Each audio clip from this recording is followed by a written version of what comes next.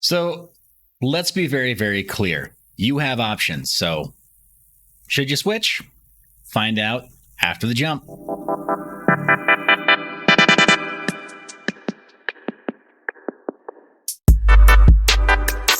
And welcome back to the channel, lovely audience. Make sure that you're subscribed. If you aren't already, obviously it's free. What are you waiting for? Hit that button, click the bell icon so you're notified when new media like this comes out.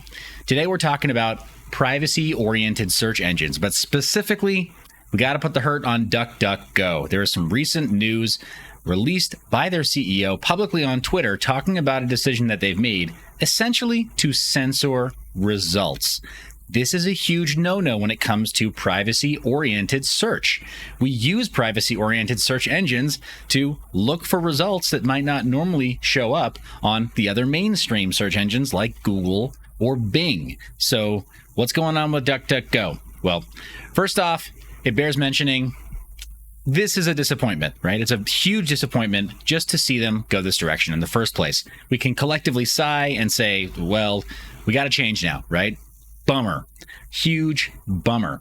But let's look at our options, right? First off, I guess we should cover the actual article itself. The DuckDuck CEO was actually bragging about it. So I'm not going to go in depth into exactly what the content is because me saying it out loud could cause problems for this video in terms of it being broadly adopted or shown by YouTube's algorithm, but you can read the headline pretty clearly there.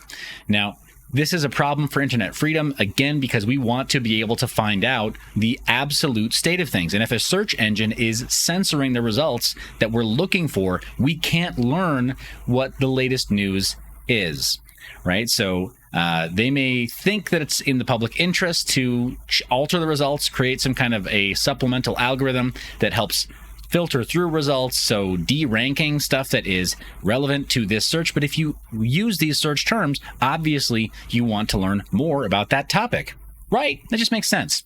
So for them to say this, it's a little bit sad. And clearly it is political activism by any other name. It's technocratic political activism, and for my part, I just won't stand for it. They lost me as a consumer of their product. I'm no longer using DuckDuckGo personally. So seeing this, I don't care what any other privacy-oriented YouTubers talk about, whether or not they say that DuckDuckGo is good enough, or whether or not they can justify this or go through the mental gymnastics of justifying this and the other bad privacy and security practices that they promote.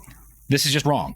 It's just wrong. I'm going to say that. I'm going to answer the question over here. To me is, yeah, it's a no. It's a no from me. That's how it's going to work for me. So what are our options? Let's take a look at some other alternatives. There are 13 listed here on the fossbytes.com website. These are just some options. They're not, and it's not an exhaustive list, but let's go through these as a potential alternative to Google. First off, Bing. Let's talk about that. What is Bing? Bing is basically, it's a commercial search engine. Now, I'm not seeing, come on now, let me use my highlighter. Looks like this article is not letting me use my highlighter. What a bummer. Okay, Fossbytes, way to kill the vibe, but Bing is right out. DuckDuckGo, guess what DuckDuckGo is? Well, DuckDuckGo is, they're actually just an anonymization layer for Bing. Yeah.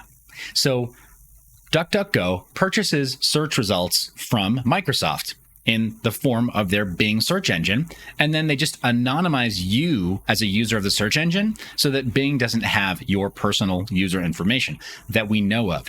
They may still be collecting some small bits of information and metadata related to your search and the IP address that you search from. So really all bets are off. When you use a search engine in general, you just kind of need to know that unless you're using something like Tor and a VPN, that your search history is probably being tracked and logged by the search engine that you are using. There are some exceptions to that, but generally speaking, we can kind of presume that's what's happening. And in the case of DuckDuckGo, it's not going to Google, it's just going to Bing instead, and Microsoft instead. So, tomato, tomato. You can go with Bing and have Microsoft own your data, or you can go through DuckDuckGo and have DuckDuckGo potentially be scraping your data. But in either case, they have to monetize their business, so they need to sell ads, so they can buy search results from Microsoft and Bing.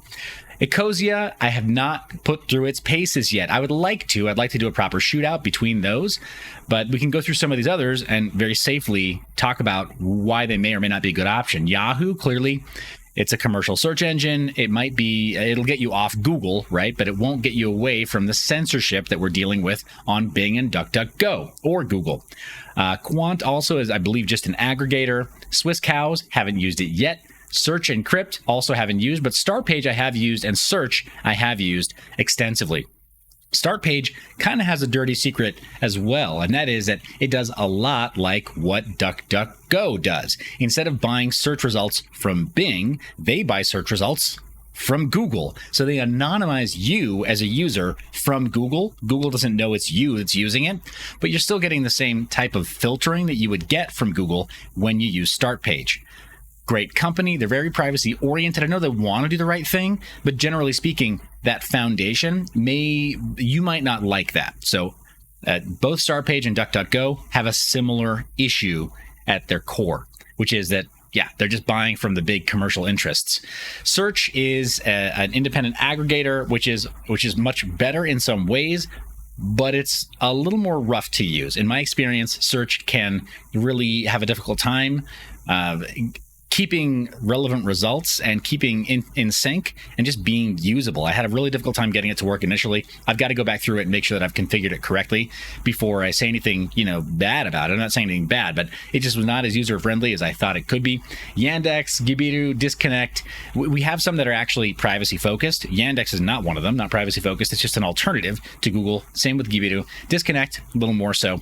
Then there's several others that have not made this list. Just to say, as a starting list here in terms of ease of use, ease of getting started, right? Implementing it in your browser, and then relative privacy, right? And relative censorship resistance. I can't believe I'm saying this. I would almost prefer to use Brave.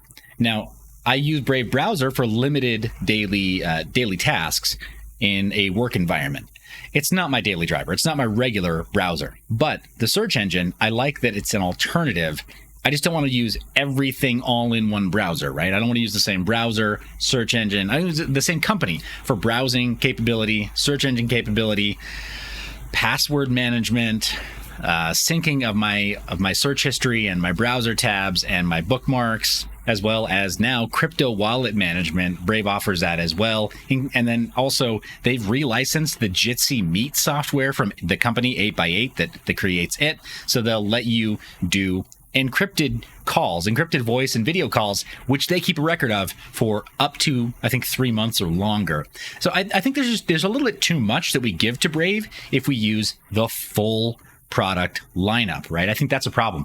But as a search engine, I love that they have an option, that there is an alternative right now to some of these other options that are showing up as just as censorship prone as the alternatives that they were trying to replace. So I'm okay with recommending this as a stopgap solution for right now. Here's how you set it up. This is available over on Tech Yorker. Again, link is down in the description if you want to follow along over there. You simply go to your settings menu, manage search engines, and then here where it says manage search engines, you have to add a new search engine. More likely than not, you're going to see the following options available already, unless you've already added something like Ecosia.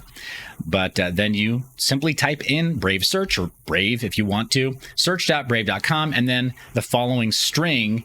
You need to type this in exactly or copy paste it. I might just go ahead and leave that down in the description for your convenience. So you can copy paste that if you want to set up Brave as your main search engine. Now, to be clear, this is just for general search. You can make this your default as you go through that process. So that way you've got it as your default. You won't accidentally start using Google if you're using something like Chrome or Chromium or any other alternative Chromium-based browser. And a similar process applies if you wanted to make Brave the main search engine in Firefox or any fork of Firefox. I'm not super happy with Firefox these days either, and privacy advocates who claim that Firefox is the be-all, end-all, and the only browser out there. I don't agree with that opinion on this topic, but I just wanted to reinforce that for me, they've crossed that boundary. That means that DuckDuckGo is showing their true colors. They're showing what they're capable of as a commercial entity involved in bulk search. What else have they been doing with data? If they're routing data this way, how have they been routing your outbound data and metadata? Is it possible they've been logging? Possible they've been storing certain things? Possible they've been selling metadata profiles or fingerprints to third-party advertisers or to various other organizations? I don't know, but for me, it puts a giant question mark behind all those other things. It is kind of a violation of public trust. There's something of a social contract between a search engine that says it's privacy and freedom oriented and the people who use it who want to find uncensored results. So DuckDuckGo, for me, it's a DuckDuckNo. Tell me what you think down in the comments, guys. Will you be trying out Brave Search? They haven't endorsed this. They don't sponsor me. And if anything, right, their CEO and some of their leadership team and I have really butted heads over on Twitter. They're not my favorite group, right? The Brave company and the basic attention token that they promote. It's not my favorite thing in the world, but Brave Search right now for me is proving to be a valuable stopgap until I implement something better. Do you have recommendations for me? Please leave them down in the comments section because I would love to review search engines that are an alternative to the Brave search engine. I don't want to stay here for long, but I am going to use it so I can quickly ditch these guys. All right, guys, appreciate you watching all the way to the end of this video. Please leave your thoughts and your comments down below. I'm relying on you guys for some feedback here so I can make some valuable content, bring it back to you, and maybe we can help somebody who doesn't know a whole lot about this get away from Google, get away from the corporate interests that are aggregating all of our data, which is, I think, the biggest form of privacy that we can easily claw back. But yes, let's do some good in the world together. Let me know what you think down in the comment section. Thanks for watching to the end. Thanks for being subscribed, hitting the thumbs up, and sharing this video. You're the reason I make this media. I love your face. Remember to stay private and mind your biz. Thanks for watching all the way to the end of the video. Remember to check out mineyour.biz, where you can sign up for Mine Your Biz Insiders, our occasional newsletter where we don't spam you. We do send out occasional important information, including flash sales and important deals on privacy-preserving technology. This is one of the ways that we can talk to you uncensored and without the oversight of third-party media platforms. You can also check out the Mine Your Biz phone as well as merch, or sign up to become an affiliate for either one. Anything sold directly on the mineyour.biz website, you can earn a percentage of. Thanks for watching all the way to the end of the video. You're the reason I make this media. I love your face. Remember to stay private and mind your biz.